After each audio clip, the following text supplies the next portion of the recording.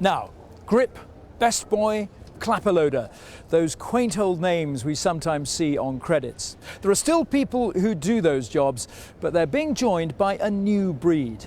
The age of slimmed down productions means there are now predators, people who produce and edit, and new roles like data wrangler are beginning to appear. So what's the significance of this? Emma Ailes reports. Lights, camera, action. From the gaffer to the director, it takes an army of people to make a hit show like this, HBO's Game of Thrones. But the digital revolution is seeing many traditional jobs in TV and film production change. These days, there's the predator. The whole thing was a trap.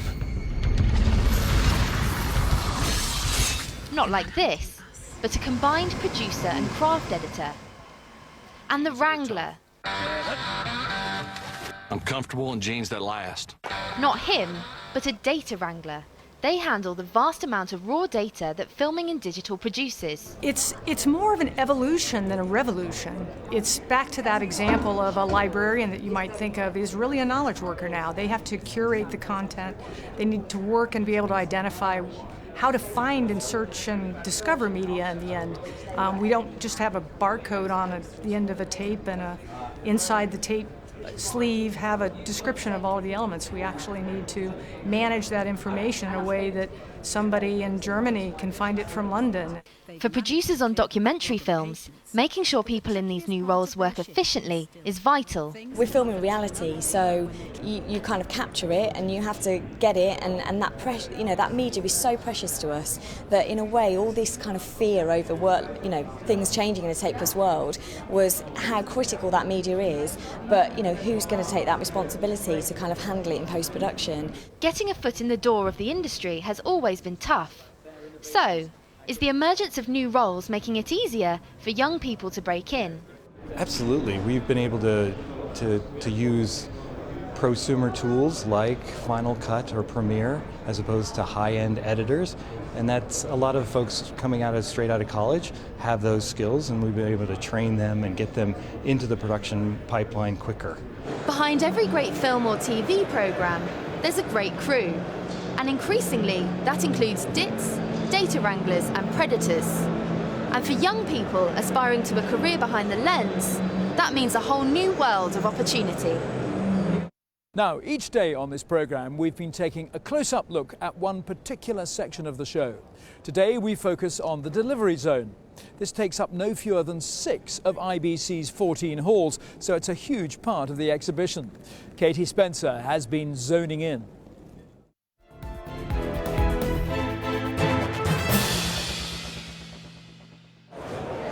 Delivering material at the highest possible quality has always been a challenge, but here at the Delivery Zone, some of the cutting-edge advances in content delivery are on show. As we move towards having the ability to capture even crisper, sharper, Ultra HD pictures, finding the best way to get those quality images into people's homes is one of the next big challenges. Our appetite for things like rolling news channels requires the innovation in content delivery to be taking place from the get-go. It was a real challenge between providing what the customer wants in a way of bandwidth for 4 and 8K type opportunities and trying to keep the product to a sensible size. From new coding standards through to changing compression technology, the race is on to try to persuade broadcasters to introduce some exciting new standards. I've been touring the hall with industry expert Dick Hobbs, who told me about the move towards new and better formats. I mean, this conference, we've been hearing so much about 4K, 8K, 16K, Ultra HD, there's so many different formats. Is it a very challenging time for broadcasters to be sort of getting this out there? It is, and it's a multi-layer challenge. In huge areas of the world, people are still making the transition from standard definition to high definition.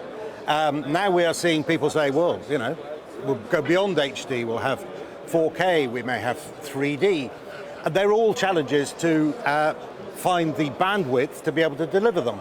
Now, conventional television by over-the-air transmitters or satellites, they're still going to be around. That's the best way to get content to a lot of people at the same time.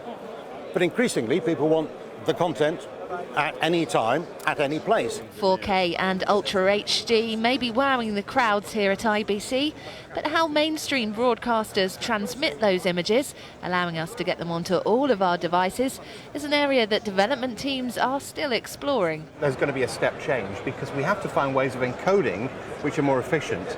And this is using an encoding system called IBC, which is a step up from MPEG-4 or H.264 as we know it. So yeah, there is a step change coming. As the industry develops a common standard for 4K, there's an ongoing argument about just how high quality the pictures broadcasters send out should be. The view of most of the broadcaster community is that this bar needs to be set really high in order to persuade the public to buy new UHD TV television sets. But the view of many consumer electronics manufacturers is that in order to get their products in the shops and sold soon, they need to set the bar rather lower. As we move towards a more immersive TV watching experience, finding different ways to ensure content delivery can quickly keep up with new technology is paramount. Katie Spencer in the delivery zone. Now, the IBC conference is drawing to a close, but there are just a few things to tell you about. There are 3 industry insight sessions today. They all get underway at 10 o'clock and they're all free. In the forum, the subject is the future of broadcast television. It'll focus on the difficult task of agreeing a standard for the next generation of digital terrestrial TV. Meanwhile, in room E102, the European Digital Cinema Forum is providing an update on technology and business activity across all sections of D-Cinema. And finally, a session on power consumption. There'll be a look at some green ways of reducing energy costs. That's in the Emerald Room. So that brings us to the end of our daily programmes for this year. And once again, IBC has been a huge success. By last night, more than 50,000 people had been at the exhibition. If they'd all come by air, it would have taken around 500 flights to get them to and from Amsterdam. That just shows how much business the event brings to this lovely city. Well, do have a safe journey home. We'll be back next September. Till then, goodbye.